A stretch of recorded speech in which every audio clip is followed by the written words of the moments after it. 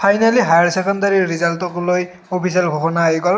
অলপ আগতে হিমন্ত বিশ্ব শৰ্মা ছাৰে এটা টুইট কৰিছিল যে 28 এপ্ৰিলত ৰিজাল্ট হ'ব, আৰু এতিয়া তাৰ পিছতে এই 6 মিনিট আগত অলপ আগতে তাৰ পিছতে ৰমেশ পেগু ছাৰেও টুইট কৰিছে যে HS exam 2026 result under Assam state school education board ASSEB will be declared on 28 April.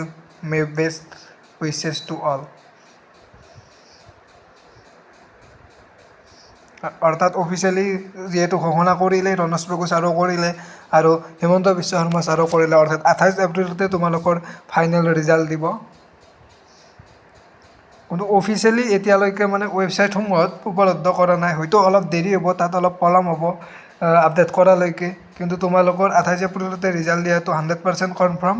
28 এপ্ৰিলত ৰিজাল্ট হ'ব, আৰু ৰিজাল্ট কেনেকৈ চাব, কি ৱেবছাইটত চেক কৰিব, অলৰেডি আগতে ভিডিঅ' বনাইছোঁ, আৰু নেক্সট আজি আবেলিলৈ বা অহাকালিলৈ এটা ভিডিঅ' প্ৰস্তুত কৰিম কি ৱেবছাইটত তোমালোকে ৰিজাল্ট চাব পাৰিব, কেনেকৈ ৰিজাল্ট চাব পাৰিব।